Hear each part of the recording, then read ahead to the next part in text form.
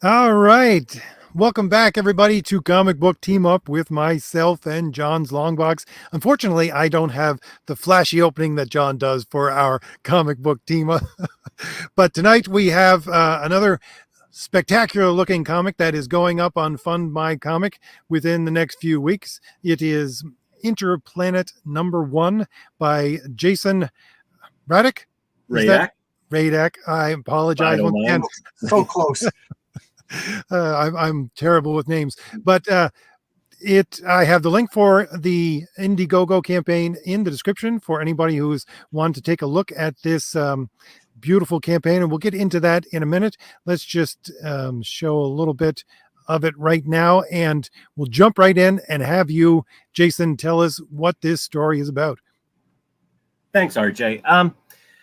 The idea is I thought it would be cool to tell a story about a Cold War, but instead of between countries, between different planets. So the story begins with a mysterious person who arrives on a planet called Demiad, which you see there. I meant for it to be a very dark, maybe even Lovecraftian kind of place ruled by evil wizards. He arrives there from his home planet saying he's got military secrets he wants to share with the rulers of the planet. And they keep him at arm's length. He shares the secrets with them. He tries to integrate in society. Along the way, he meets a woman named Ornala, who belongs to a clan of warriors. They get married. At one time, the clan called the Archazons helped to rule the planet, but now they are oppressed, a small minority, pushed to the margins of society. They meet, they marry, and things get a little crazy. It's a story of our main character, Felix's first year on the planet Demiad, and things go crazy. And I think that's the basic idea. Hopefully, give you get people interested to find out what happens from that point on. So this is not live yet? No, I wanted to get some time to build up an email list and to going on vacation soon. So I wanted to not have to deal with it until after I got back. April 6th. April 6th, I believe, is the day it goes live. Okay, so I was just searching for this campaign. It's not able to be searched yet? Well, you can go through the link in the description. Oh, put the link in the private chat, and I'll put it in the regular chat so people could click on it as we talk and bringing this up. And put your send me your email list, and I'll put it in the regular chat also, so people can click on it if they're interested. Absolutely, thank you. Yeah, try to help you out as much as possible. No, that's great. I appreciate it. It's cool, and I do like the idea of a Cold War between planets. That it's. You ever hear an idea that's so obvious once you've heard it, but nobody's done it before? That is an excellent idea. Like two planets in a Cold War. I'm amazed that there aren't movies and comics. So good job that you came up with a great premise. Thank you. Just that alone got me excited.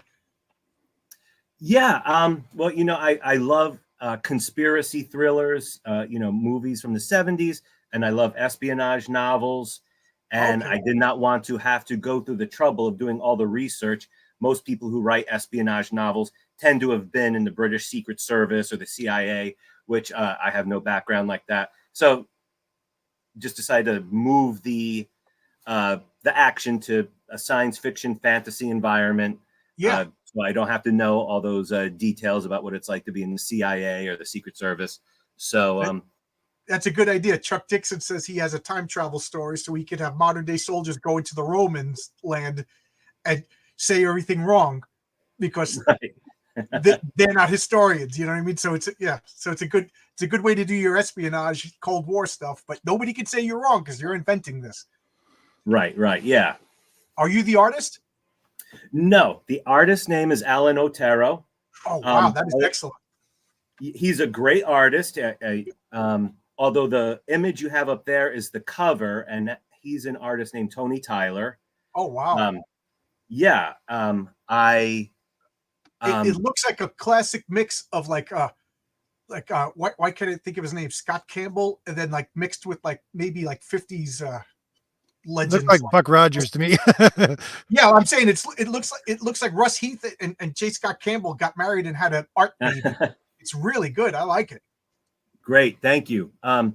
Yeah, I'm a big Star Wars fan. Always loved Drew Struzan's Star Wars posters. I think I said to Tony that was kind of what I was going for, that sort of montage of floating heads and whatnot to give an idea of the action that is going to be inside, and sort of I'm that getting like John feeling. Connor and Buck Rogers, Flash Gordon vibes from this. That's great. Yeah. I'm Classic okay with space that. opera, man. That is right up my alley these days. I'm sorry for talking over you. I just got excited. No, not at all. I appreciate it. It's difficult doing these kinds of things, waiting for your turn to talk and all that. But you mentioned just one. Sorry, but you mentioned Cthulhu in the Fun My Comic, a little blurb, and basically your fascination, I guess, with Lovecraftian horror. Does that play a major part in the story as well? No, not a major part. Part of what I was doing with the story is trying to get away from that. I've written a lot of horror stories, and they're usually in a Lovecraftian kind of vein. I love the idea of playing in that sandbox of these extraterrestrial gods who come and mess with humans. And I wrote many stories, and although I had a bunch of them published, none of them in a big market, and it was getting kind of frustrating doing this for over 10 years and not having a breakthrough. So I thought I need a fresh start, something completely different. I saw what some people were doing in the comic book industry, indie comics, doing it on their own. We have the technology, the access to printers, companies that will do the printing and everything. And I thought, well, why don't I do that and do something completely fresh instead of doing a horror kind of a story, do something espionage, conspiracy. I thought, should it be science fiction or fantasy? And it's a comic book. It can be both. One planet is very sci-fi, kind of like the Jetsons. The other planet is more, Lovecraftian. It's magic, it's fantasy, ruled by wizards, very dark. You've got warriors there. Wow. That is awesome too. So one world would be like a fantasy trope world, and the other world would be a sci-fi trope world, and they're in a Cold War. Right. You got spies going from one to the other. Met you 5 minutes, and 5 minutes ago, and I'm excited for this. Somebody in the chat says, "Why doesn't Fun My Comic have a follow project function?" Absolutely. I'll bring it. There you go, RJ. I'll bring that up to everybody. Pester Luke until he does it. He's very good with suggestions for his website. He wants the best website possible. So, it's evolving. But yeah, this looks great. The interior art reminds me of why can't I think of his name? Weldon. He does that comic Punchline with Bill Williams. And who's your colorist? Leonardo Pacioretty. Oh wow. Yeah, he had worked together with Alan before. I'd seen some of their artwork on the internet, and as an amateur, someone who was very new to comic books, I wanted some artists who have experience and who would make it look like a professional comic book. I didn't want someone to say this comic book was okay for the first try. I wanted to put out something that looked like it could have come from Marvel or DC in the 80s, something. Yeah. And so in the 80s is the key word. Yes. Yeah. 100%. Yeah. So I was recommended Alan, and I contacted him, and he agreed to draw. And this looks great. Leonardo kicked it up to the next. Excited. $7. Am I reading this right? This isn't going to be edited later. You got one tier, $7 for shipping. That is awesome. Right. Yeah. I have no name recognition. I'm not a YouTuber. This is my first time doing anything like this to try to get people. And I'm really dying to do issue 2. This is going to be a big story.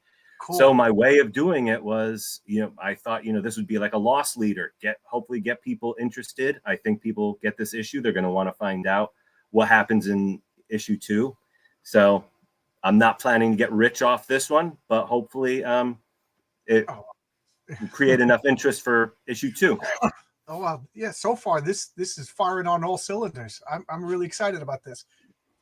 Great, There's a thank you. question here. It says, "Is there a sign up link?" I know there is, but I don't have it right off. Do you have it to share with anybody here, Put Jason? it in the private chat, and I'll put it in the regular chat.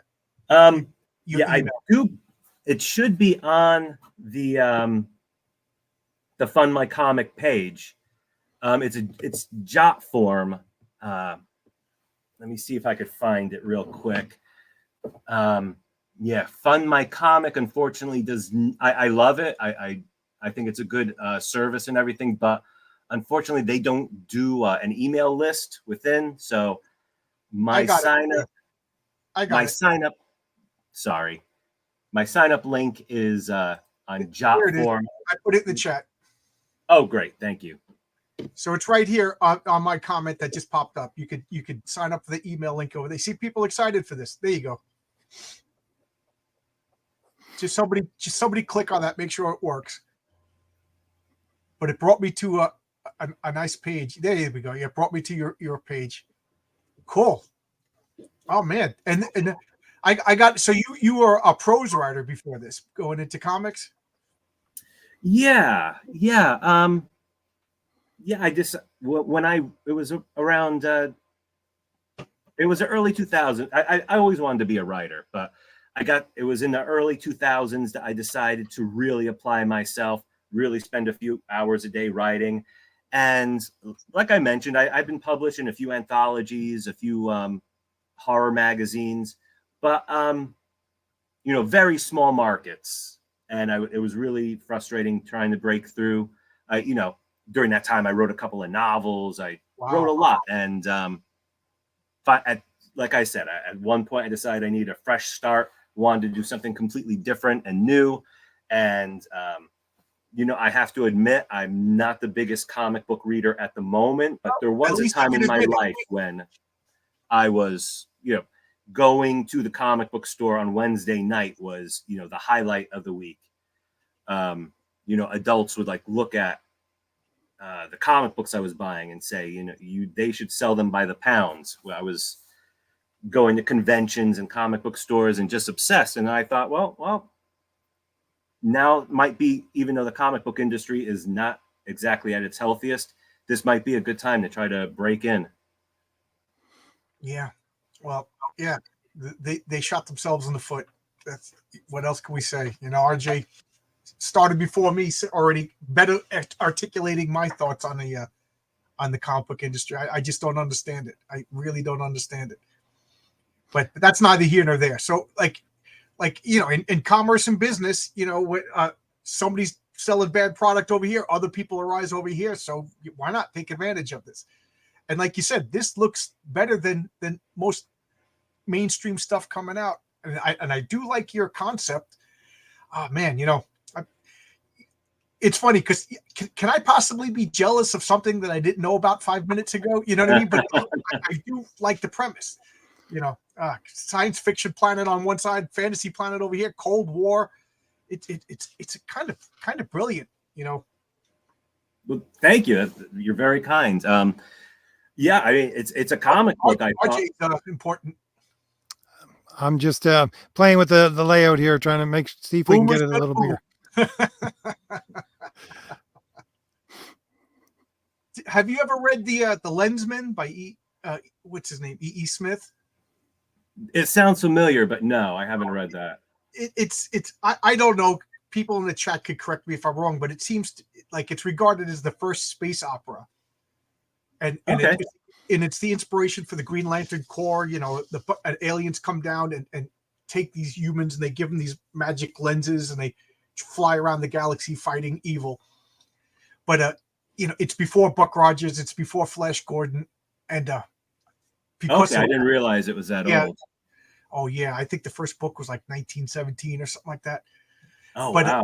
this to me like harkens back to just that page right there, like the fact because the Lensmen carried swords, the Marines, they had axes with them and laser guns, for up close.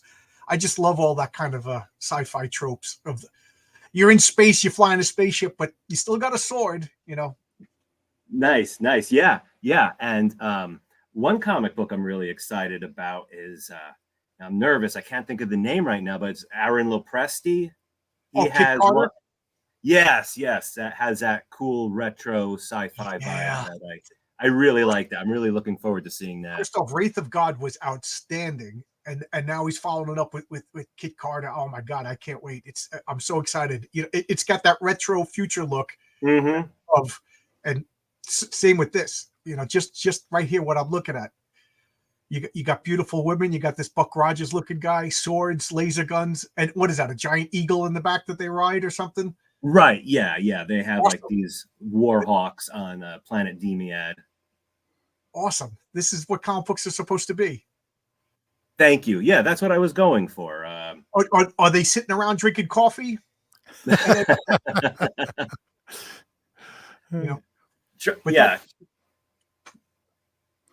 I'm hopefully, sorry. No, not at all. The conflict in this book does is a bit more than like social media flame wars and things like that. I've heard that they take up a lot of space in modern comic books. This is real fights, explosions, chases, spaceships. Yeah. I got a question for you here. Since we have three guys here who are all doing a comic book, but we're just writers. That's all we are. So how do you lay out your story, and how much do you allow your artist to take over from the story to bring out your world and bring it to life? I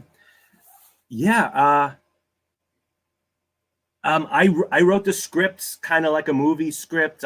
I wrote a description of each panel, started with a page, went to each panel.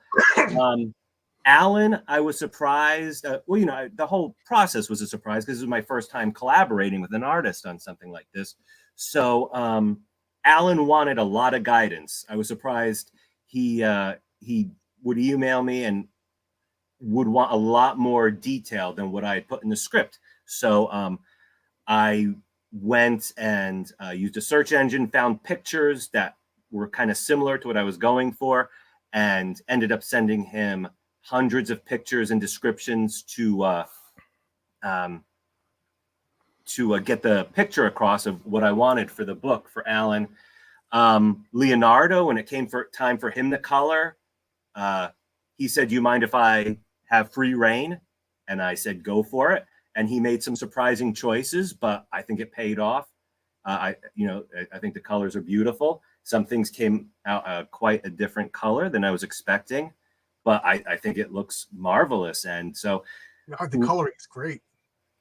Yeah, so it was kind of both. It was with the drawing, I had a lot of input, but the colors, very little. Now, how much of like what you pictured in your head, like say this panel right here of this like bird catch, exciting. It looks like somebody's falling out of the sky being rescued by a bird. How much of that did you picture in your head, and then what you're seeing? I don't know if I'm explaining myself very well, but is this image on the page what you pictured in your head when you wrote the scene, or at least sent off the words to your artist to draw? Yeah, it was. This is my first time doing a collaboration like this. So I was just so excited to see my ideas coming to life. Sometimes it's exciting, isn't it? Oh, it's just amazing. I've almost everything I've done has been prose. So there's been no collaboration and no seeing my ideas come to life like this. And Alan just did such an amazing job rendering these images that had just been in my imagination. So I think sometimes I'd look at it and I'd think like, wow, that's pretty much what I said. Other times I was like, that's not what I expected at all. But in any case, it's just so exciting to see your ideas coming to life that way. Yeah. And what you said that you ended up sending like references, I've never been a boss before, and I still don't consider myself a boss. You know what I mean? Like I feel like I'm working with friends to make a comic book, but ultimately I'm the one laying out the money. So ultimately, I gotta make a decision here and there. But I always was like, I don't want to hurt anybody's feelings. If you want to draw, you know what I mean? And but my artist Renzo, he's been asking for references, and I realized artists kind of want more description. They want more, you know what I mean? Like I felt bad. Sure. Like I used as little words as possible to describe a scene because I'm like, let the art. But no, like I've learned the hard way that you give them as much detail, and it's almost like when the teacher says, "Oh, this weekend you could write about whatever you want, 2 pages," and then you freak out. You spend all weekend, and I don't know what to write about. But then your teacher goes, "Oh, I want you to write about this particular," and you do it immediately. Like I think a little bit of rules, directions, barriers, boundaries, kind of helps. As paradoxic as that sounds, and I'm rambling now. No, but you make a good point. Yeah, sometimes you need those that input to, because if it's wide open, it can be paralyzing. Okay, I got a geek question for you here, just because I've been talking to my printer for my comic, which over the last couple of weeks. And what is this going to be printed on? And it's 31 pages, is it? Or is it 20? I'm sorry. It's 31 pages. The 32nd page will be a coming next issue sort of thing. It's going to be stapled glossy paper. I want to bring out the art as much as possible, showcase the beautiful colors and artwork by Alan and Leonardo.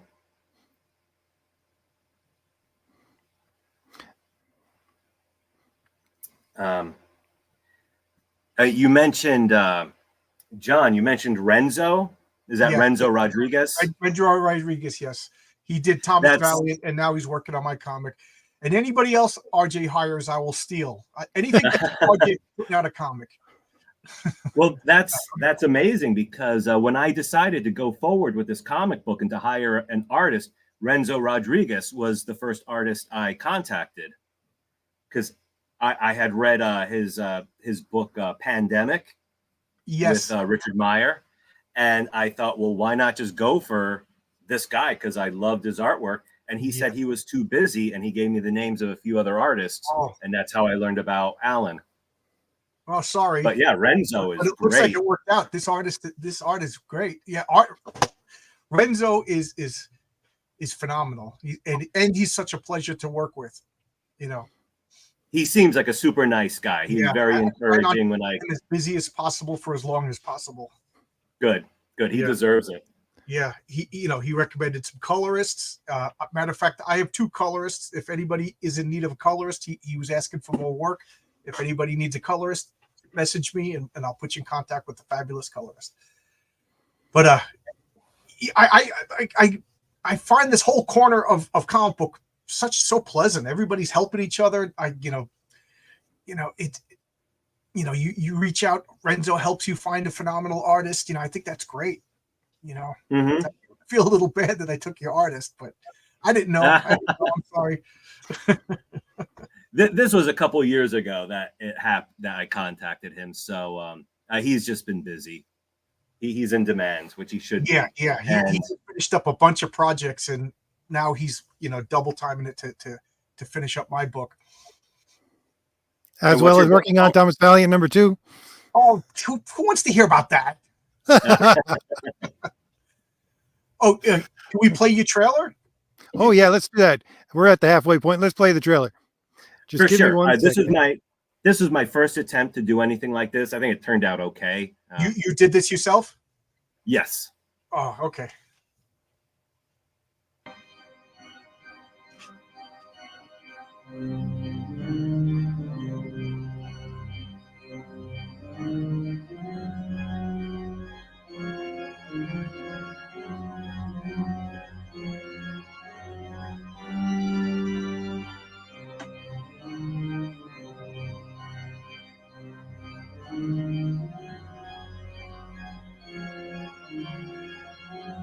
Gorgeous.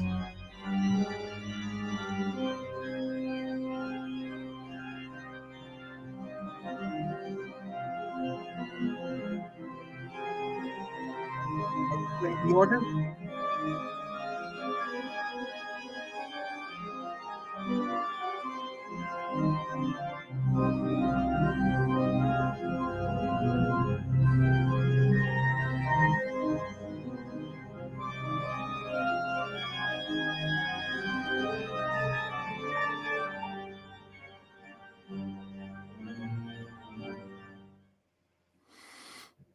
That helps flush out the world a little more. We get to see a little bit more of our protagonist there with the giant spider, and Yeah. I think you can recognize your Lovecraftian influences there just a little bit.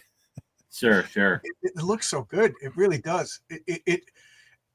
This is, don't take it the wrong way, but it has like a childlike appeal to it. You know, like I don't know. That took me back to when I was a kid. Me and my dad watching the Flash Gordon serials. You know, like, can you imagine those black and white serial, Buster Crab and all those guys, but like done with modern special effects? How great that would be. You know, For sure, yeah. You know, this really is exciting. I'll be back in as soon as I can. I'll matter of fact, I'm going to sign the internet, the email list right now. Great, thank you. That's great to hear. Because yeah, I mean, this was a big investment, and it was a great experience. I figure no matter what happens, I will have like a real comic book that I wrote that I'll be able to hold in my hands. And yeah, I can't wait to hold my comic in my hand. You know, right now, as I see pages, I'm like, oh my God, this is so exciting. And I show it to my wife, and she goes, yeah, what do you want for dinner? You know. Yeah, this is exciting. So you said you read it, you got into comics, and then you kind of fell out. Like, how old were you when you were into comics? I mean, I was reading, when I was a little kid, I read Richie Rich and things like that. The Marvel and DC, I think, were too intense for me at that age. But then as I got bigger, and definitely throughout most of my teenage years, I was really into mainstream Marvel and DC. Was a huge fan of Dave Sim and Cerebus, which the modern indie scene kind of takes me back to that. I have so much respect for that guy that Dave Sim, who just wrote and drew his own comic book, published it himself, was totally independent, and then even invented the whole graphic novel market. Collected his issues into these telephone books, as he called them back then, and created that whole thing, which is a major part of the comic book industry now. So and I think a lot of these comics professionals who are making their indie comics have that sort of energy with them, that they're just working outside the system now to produce their own stuff. Right. Yeah. Yeah. It's amazing what you could do nowadays. I all these tools. I don't want to say it's making it easy, because man, this has like been a struggle every step of the way. And I'm like this close to having my campaign page finished and launching, but let me just say, I stumbled up the steps every step of the way. Some costly mistakes, but you know what? But it's still fun. Just means issue 2 will be smoother. For sure.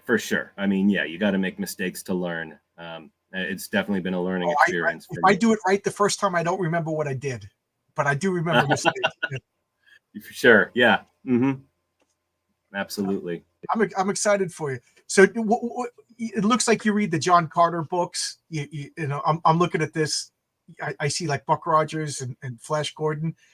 Are you a fan of science fiction? I know you said espionage and all that, but do you read the classic sci-fi books? For sure. I mean, I think I probably did most of my sci-fi reading as a teenager as well. I love but I mean, then again, H.P. Lovecraft and I'm a Lovecraft. Robert E. Howard have that sort of definitely. I was going to say, you got me for Lovecraft.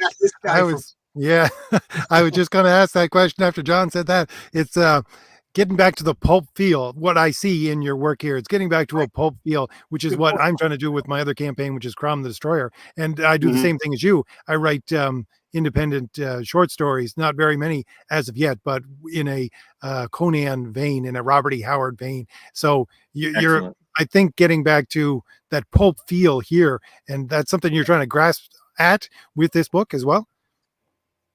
Oh, absolutely. I mean, for me, that's what it's all about. Like at the moment, I have to say I'm more interested in like westerns and private detectives when it comes to pulp novels and pulp fiction and that kind of stuff. But yeah, throughout my life, I've definitely read a lot of science fiction, fantasy, and of course read George R. Martin as an adult. So I'm not reading that guy's books until he finishes. I'm not getting right. sucked into reading 5 out of 7 books and then some assistant editor finishes. I really want to read them too. Sorry.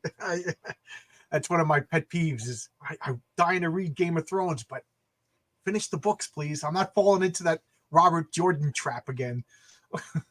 Right. And well, I mean, the first 3 books were about as great a reading experience as I've ever had.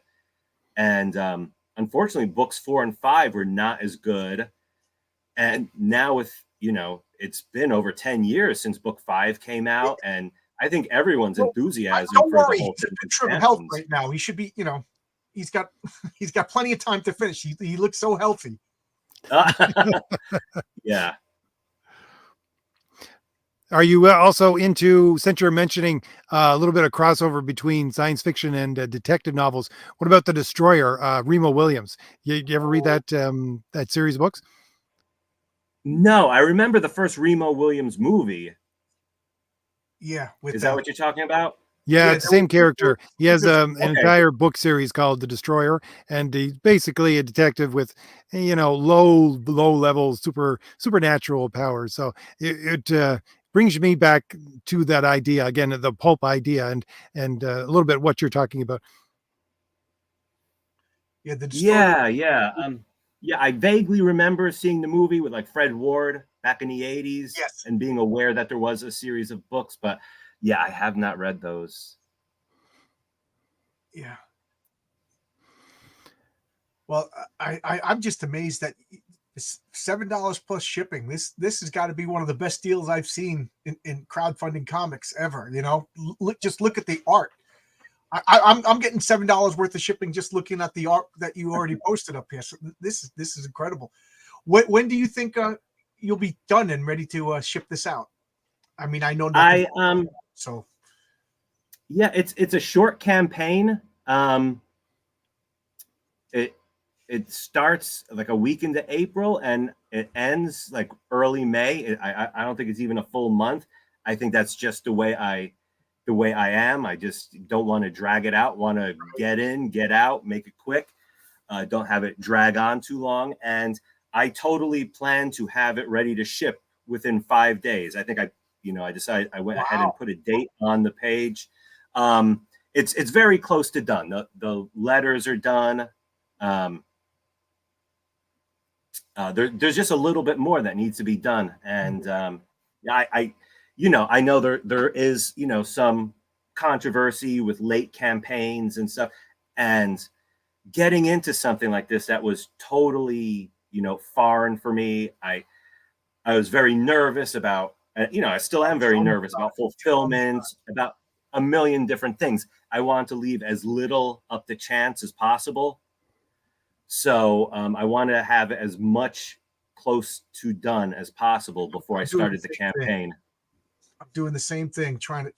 I'll be about 75% done by the time we launch. Right. Yeah. But I have a day job. You know what I mean? I understand some guys, that's their full job. They need to get continued pay. I assume you are you a writer for your day job? No, I'm a teacher. Okay. So yeah. So Okay, so I yeah, understand. am I right? If I didn't have a day job, I wouldn't be able to make a comic. It's me and my wife. Bills are paid, so I'm hiring some artists. So they go. Where do you teach? You don't. What state? I'm just curious. I'm in Philadelphia. Okay, not too far away. I'm in New York. Okay, yeah. I get to LARP as a real professional writer during the summer.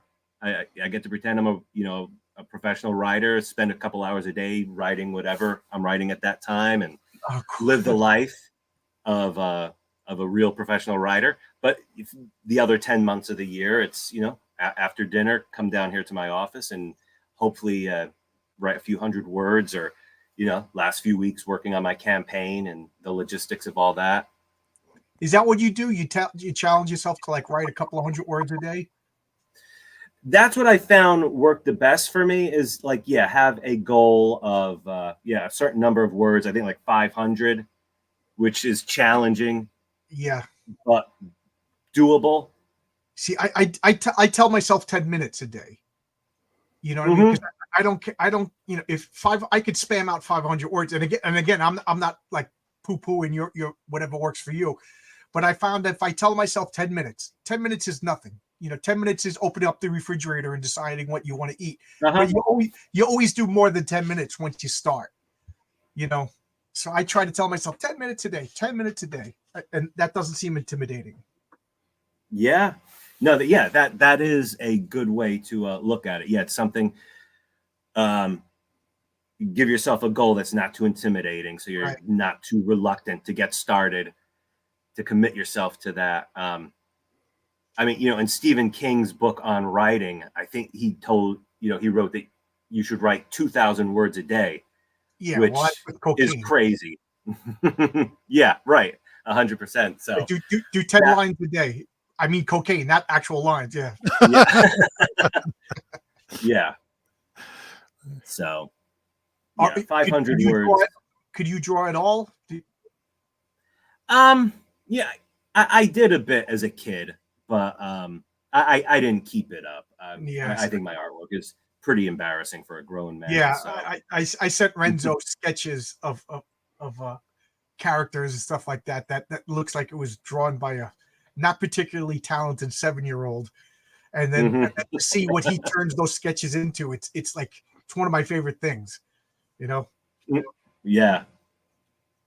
Quick question on the campaign. Do you ship only in the US, or are you going to ship international at all? I do have an international option on there. So that is a possibility. I put that down as $20 shipping for international. Are you going to do? I figured $20 seems like it would cover shipping charges to other countries. So hopefully that would be enough. I don't have a lot of experience doing that. I know that I don't know if you know, but there's Critical Blast. His name's also RJ. That's his business now, is fulfilling for Kickstarters, And so I had him on my channel, and we talked for a while, and talked in private, just so he could guide me about how much my tiers would cost, because that's just been one of my fears, to make a great comic book and everything's great, and then going broke sending it to people who, who, paid for it in good faith. And I just was too silly to understand the costs. So I don't know if you're interested in that. His name is Critical Blast. You could look him up, and he'll give you some advice on actual good prices and everything like that. That's his business. Absolutely. Yeah. The name is familiar. I feel like I've seen that on Twitter or something. Right. So, he's on Twitter, and I'm if my campaign is successful, meaning like over 100 or so backers, I will go with him, because I work during the day, and I got a lot of stuff to do. But if it's, I'll do it myself. But he was gracious enough to help me out, give me pointers about how much it would cost to do things. Do you have a digital tier? Are you thinking about that? People who I decided to not do that. I mean, I think I saw once on Richard Meyer's YouTube channel, one of his videos, he said that if you have a digital option, that gives people an excuse to get that instead of pay for the the physical book. Right. So I decided to not do that. Just have the physical book. Yeah, I wrestled with the idea, because I'm an old school guy. I like comic books, but I realize some guy in France who wants to get my book, maybe that might be a hindrance to the way shipping is. So I had to wrestle, and I decided I'll do a digital tier. You know what I mean? you know, and who's going to pirate me? You know what I mean? If you Right. want to pirate me, you know, what do you'll make half the money I'm making, which is going to be nothing. So Right. God bless you. Yeah. Yeah. The other thing Yeah. I was just noticing here, Jason, is that at the top of the campaign it says all ages. I love seeing that. That was a conscious choice on Oh, your behalf to make sure that this can get into as many hands as possible. No, I don't think it was a conscious choice. You know, for me, the story just goes where it goes, and this was, yeah, it just doesn't really. I mean, it's meant for adults to read, but it's doesn't really have adult themes or anything in it. I don't think there's any cursing or any nudity or anything like that in it. So there's it is I think it's suitable for any age, but it is, you know, I wrote it with grown-ups in mind.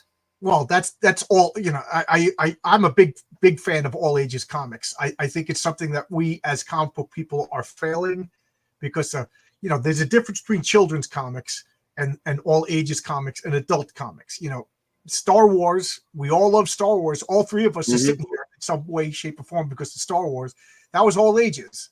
You know, I could watch that now as an adult and appreciate it. You know, as a kid, oh my God, did that blow me away? There was violence. We forget about how scary Star Wars was, you know, and it worked, and it made us lifelong fans, and it became $1 billion franchise. So I'm a big proponent of all ages. I'm kind of annoyed. Now I'm kind of mad that I missed that because I think it's a good thing to make all ages comics, and all ages doesn't mean dummy down. You know, like I keep pointing out, people, you know, the Great Darkness saga, the X-Men, the great X-Men story of all time was all ages. You know, I'm trying to think, like Galactus, that we still remember. That was all ages. The whole John Byrne run, which is a high point of the Fantastic Four. You know, Walt Simonson's Thor. That was all ages, and they're classics that still people are still clamoring for today. So good job on an all ages comic. Mine's going to be all ages Getting also. back to the 1980s feel of comics, Right. is that's part of it. If you ask me, is that anybody can pick up your book and read it. Doesn't matter who they are or what level. Even because I was a kid, I learned to read from comics, and so I was reading quote unquote comics before I could read. So, you know, doesn't matter what age you are, you can pick up a comic book, a good 80s comic book, and just sit there and marvel at the art or read it, one or the other. Oh gosh, yeah. I mean, I was watching one of your videos earlier today, and the visuals you just kept. It was a slideshow of Superman comic books, and you know, some of them brought me back to, you know, there was some with John Byrne covers. I mean, that was the most exciting thing in the world when John Byrne went to DC to take over Superman. I remember I went into New York City. I grew up in New Jersey. Going into New York City to see a panel with John Byrne and Dick Giordano announce, you know, talk about John Byrne coming to DC to do Superman. I mean, that was the most exciting thing. I just still, you know, just love John Byrne's style of artwork. Was a big Fantastic Four fan.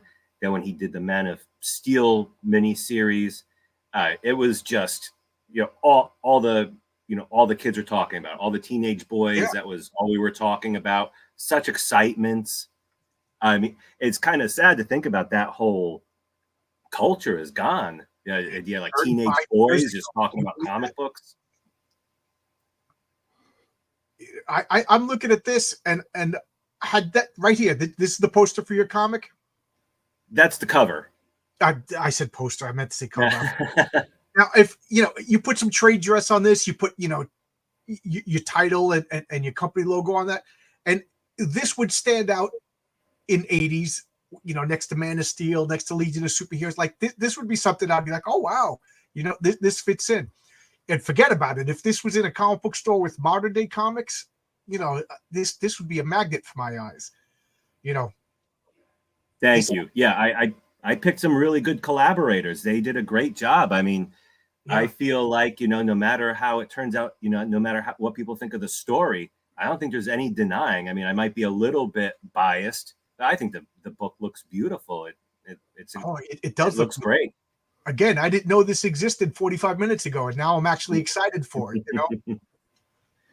Yeah. Thank you. It's nice to get some feedback. I mean, you maybe get a couple of comments when I post some artwork on Twitter or something, but I mean, this is the first real feedback I've gotten. So thank you. It really helps. I'm into this whole comic. I can't claim to see everything. You know what I mean? So sometimes I feel bad when RJ has a guest and I'm like, I don't know who this person is. You know, I didn't do any research, but I'm kind of glad. This is like my honest first reactions to all this stuff. So let me ask, is this a limited series? Is this an ongoing series? Is there a definite end that you have planned? No. I think there's,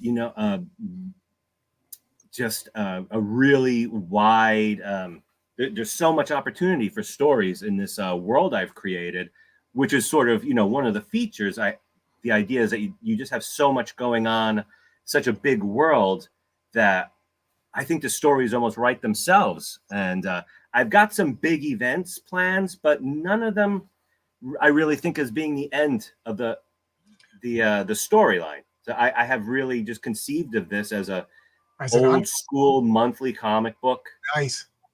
And yeah, I see the story just going on for as long as we can sustain, sustain the comic book. So hopefully there will be a lot of stories to tell in this world. Yeah, I again, your premise is solid. It's not superheroes. This is unique, and it's I guess right now the taste in comics are changing because there does seem to be less, like as my buddies say, oh, you're making a cape shit comic. I still love superheroes, guys. I'm sorry, but it seems to be like epic fantasy and sci-fi is really making a strong comeback. So this is welcome. I don't know. I'm gushing. I apologize. Thank you. No, yeah, I love superheroes. I love the idea of, what superheroes mean to our, pop culture and culture at large. I see, RJ has some good videos about that. I really love that. But like as a writer, I've just never written superheroes. Even as a kid, when we'd come up with comic book ideas and all kinds of stuff. Really? I just didn't write superheroes as much as I love them. I don't know what it is, but when you were playing with your friends, when you were wee little ones, did you put on the towel and pretend to be Superman or anything, or were you the ray gun guy? Oh my goodness. Yeah, these when I was getting questions that our viewers demand. When I was a kid, here, I'll be right back. RJ, I'm sorry, I scared away one of your guests. Here, this is how I always looked. Oh my God! As a kid, RJ, make that big.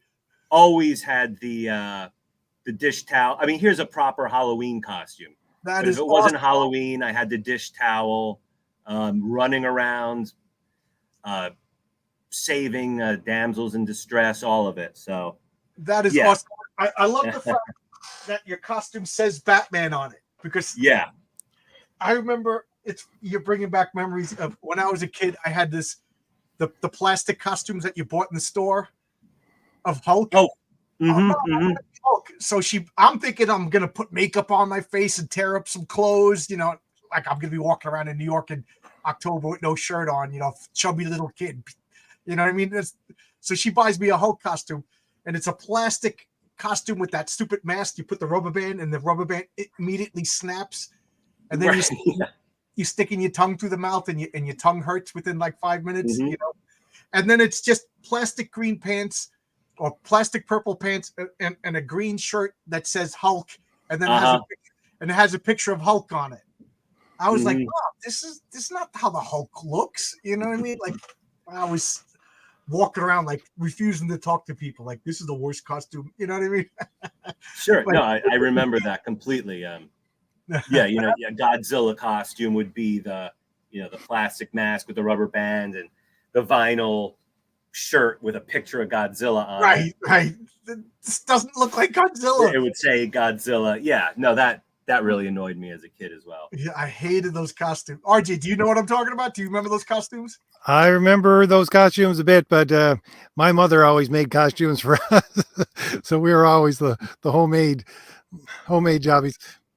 Did they come out good? Did you get teased or anything? Because I remember. I don't even remember the earliest thing that I can remember. I was probably in like, junior high or something like that. We were dressed up as ninjas, so we're just all in black, you know.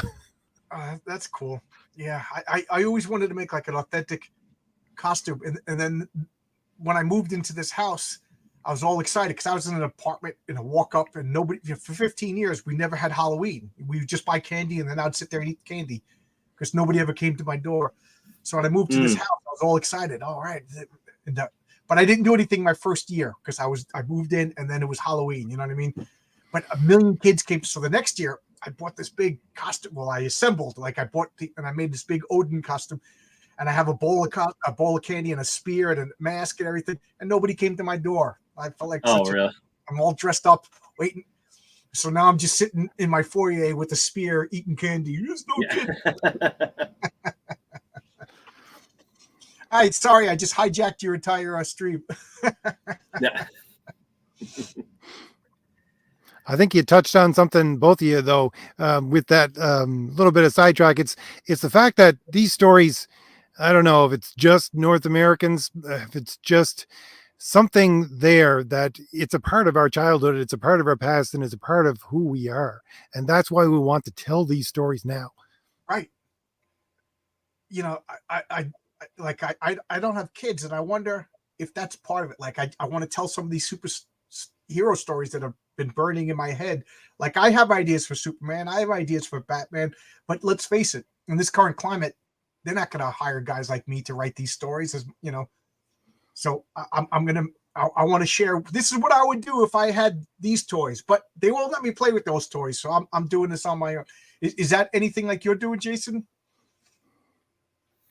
Yeah, absolutely. Like I mentioned before, Dave Sim, just want to create something, something independent, something different. And when I came up with this idea, I love 70s conspiracy thrillers like the Parallax View, the 70s version of Invasion of the Body Snatchers, that sort of thing.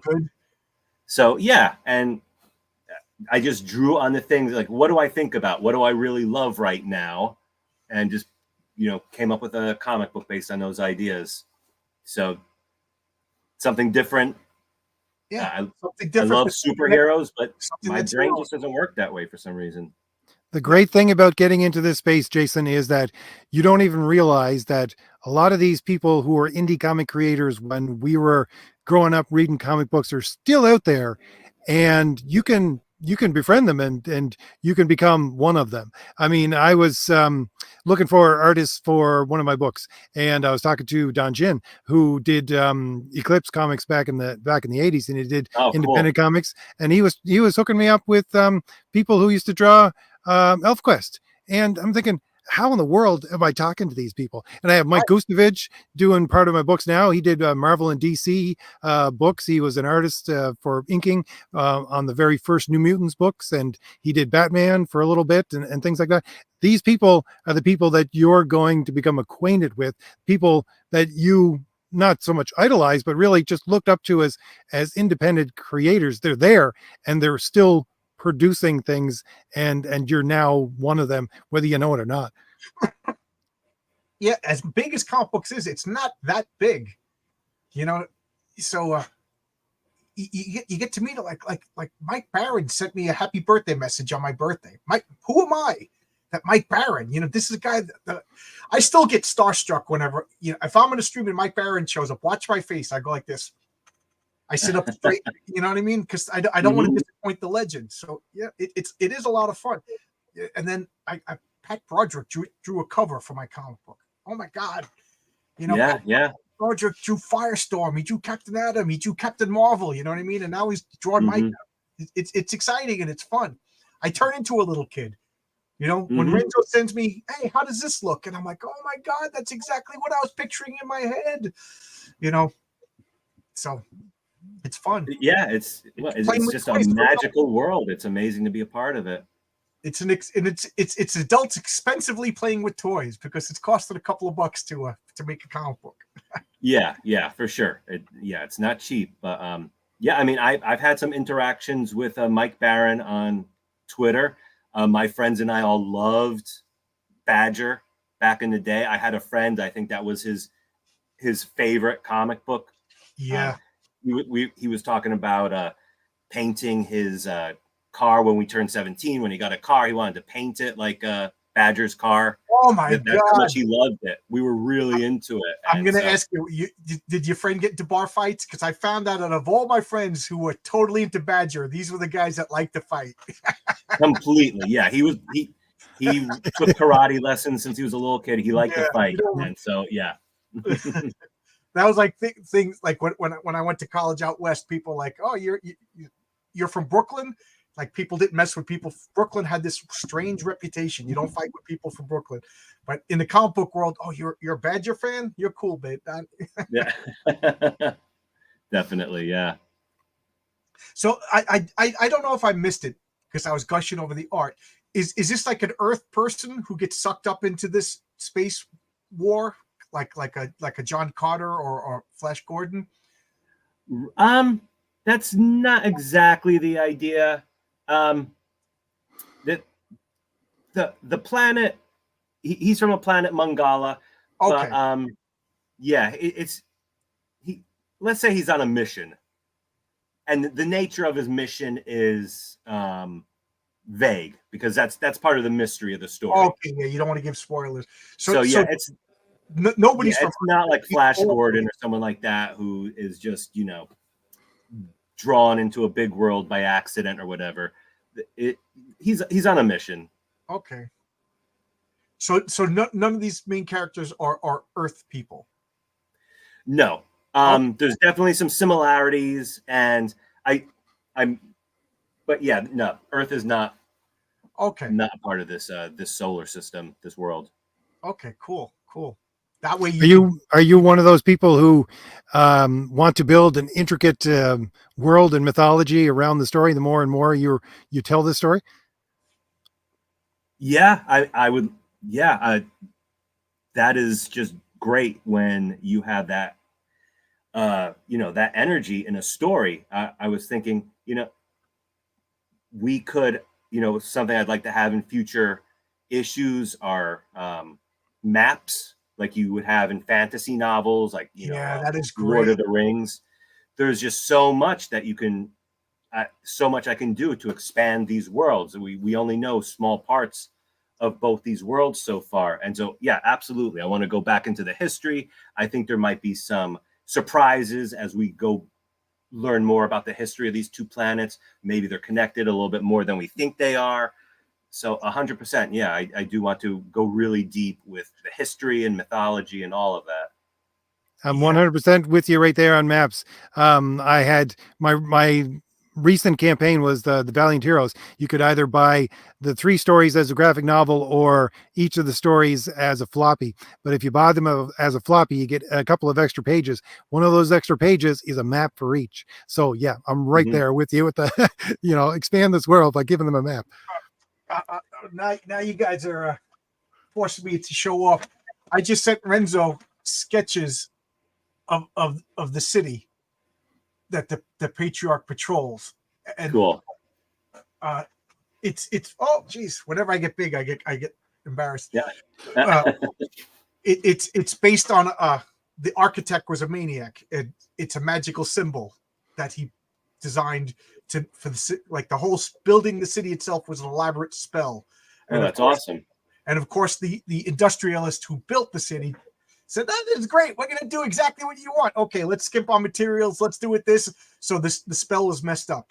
And that's why there's supervillains, because, all this magic energy has to go someplace. So the Patriarch doesn't realize it, but he's cleaning up a failed casting of a spell. So that, and I want to talk about that, but nobody wants to hear that. They want to hear characters. So so I'm like, I hope I go 12 issues so I can explain this and explain that, and I got a magical language that talking to Renee inspired me to write out. So yeah, it's fun to do world building, but I also learned that I got to do character building at the same time, So yeah, how do you balance the world building and your characters? Um, yeah. By the way, let me say that that's totally my jam. I love it, the idea of a city built as a part of a ritual, a sigil, or I Yeah, forget exactly how you put it. That's great. That is so fascinating to me. thank you. For me, I mean, I write very like based on instinct. Yeah, I get an idea, and like the first draft is all instinct, and yeah, then I try to look at it critically on the second pass through, and I think I try to think about what critics would say, or maybe even workshop it and incorporate ideas from actual critics, other writers. And so yeah, you just you decide, what does the story need. Does the character need to be stronger? Does character need more depth, detail, or whatever? It really is just a matter of trying to objectively decide what will make the story stronger, whether it's world building, making the characters deeper, more believable. Do you need an action scene here? Do you need some other kind of scene to break up the action, whatever? um, oh, you just take it, page by page, scene by scene, that whatever brings the me. story And needs. you wrote a lot of prose, and now, like when you do the prose, you don't really have to think about the page turn, and that's such a thing that's unique to comic books. As you're reading, you turn the page, and there can be a shock right then and there. So is this something that you find like, oh, this is a challenge, or is this fun, or is this a stress for you, or is it something you don't even think about? Well, I definitely thought about it. There's a double splash page in the book, which was meant to be that sort of thing. Hopefully, hopefully it will have an effect on the reader when they flip the page and there's Cool. this double splash page that is super cool. Just Alan packed an unbelievable amount of action, and this would be a case where he I described the chase, and he turned this into these 2 pages into something so much more than a chase. It looks great, Oh, and cool. yeah, it's very cool, and yeah, for sure. That I think that's fun, coming up with an idea to surprise the reader with when they flip the page, see something, some sort of cliffhanger or something really exciting and unexpected. But yeah, that's a good point. That is something that is special to comic books, Yeah. and you definitely want to take advantage of that. When I I've been listening to RJ for years before I ever even reached out to him, and he was talking about. I'm talking about him like he's not even here, because sometimes I forget when he's silent. Uh-huh. But he was talking about the Will Eisner sequential art, the artist. So I was like, all right, I'm gonna buy. Like RJ probably cost me a couple $100 in comics and textbooks and everything before I ever reached out to him. Uh-huh. But it was money well spent. You know, learning all of the ins and outs, because being a lifelong comic book reader doesn't mean know what I'm doing when it comes to writing it. You know what I mean?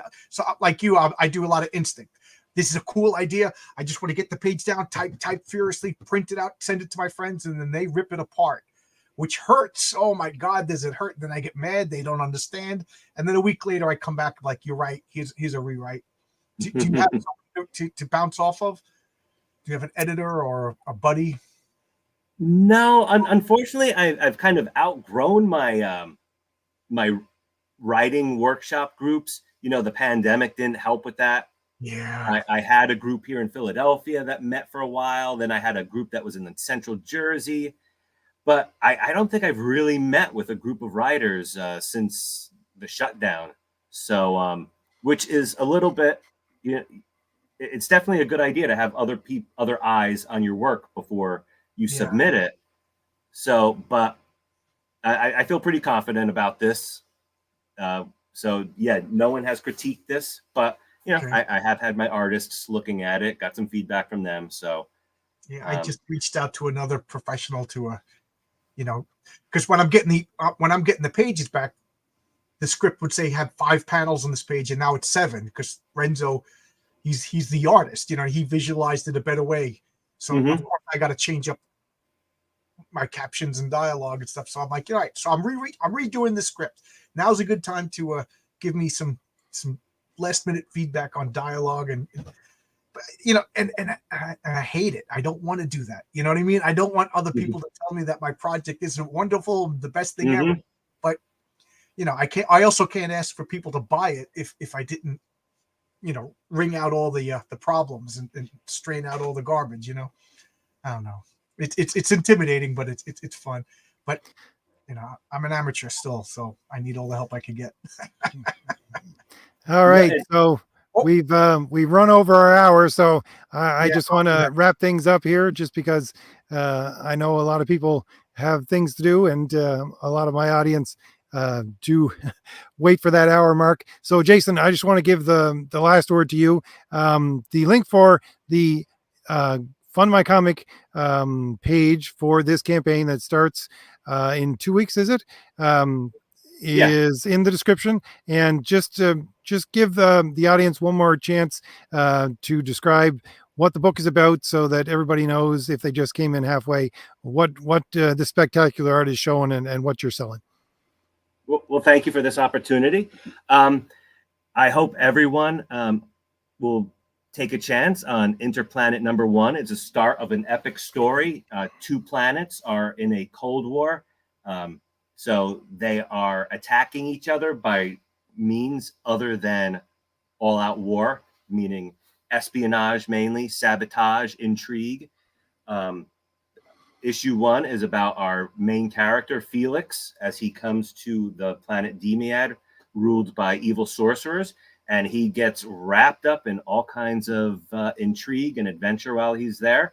And it is just the start of a big saga of this planetary Cold War. I was having kind of a rough day, and this pulled me out of it. Thank you for showing me a comic that there's a lot of comics I'm excited about. Now there's another comic that I'm excited about. Here's the link to your Fund My Comic, and that's the link to join your email list. Great. Thank you for putting that up there. Yeah, no problem, man. I want to support this. If you private message me, you can come back on my channel and we'll talk. Help you promote. I would love to help you promote. I'd love to. I've had a great time. I was nervous, but this has gone really well. Talking is not my favorite thing to do, but the hour flew by. It's great. You're among friends then. I'll ask you a quick question. Are you not comfortable with self-promoting? Because I know a lot of writers are just like, I don't want to get in front of the camera and sell myself, Yeah, I mean, I have so much admiration for Ethan Van Sciver or Richard Meyer, who can go on YouTube and just talk and have a following and be so entertaining and all that. I wish I could do that, but yeah, I don't think that is in my skill set. Yeah, because I fill in the gaps when I notice that there's a lull. So sometimes I talk too much. I apologize. But no, not at all. I appreciate it. Come on, and you can have another hour and talk. I'd like to think I put you at ease. Yeah, absolutely. I am no stranger to awkward silences, but you for $40, I'll do it right now. Super chat, RJ. All right. Well, I want to thank everybody for showing up tonight, everybody in the chat. And Jason, thank you very much for showing us this book. And like John, I was not aware of this until just about a week and a half ago when I was going through Fund My Comic. I'm really happy to see these superior, quite honestly, not to put anybody down, but this looks like a superior book. This looks like something that is going to grab people's interest, and I hope it will do well. And we've been looking forward to see how you do. And thanks for coming on. My pleasure. Thank you for having me on. It's been great. All right. Well, we'll wrap it up by just reminding everyone once again that link for everything is in the description for the Fund My Comic for Jason's book, and also, of course, the links for my 2 campaigns, which are The Valiant Heroes and Crom the Destroyer, and the link for John's sign-up page for his book that is coming out soon, also on Fund My Comic. So thank you very much, everyone, for showing up. Thank you, John. Thank you, Jason. And we'll just have to end it right there. Good night, everybody. Thanks, everyone.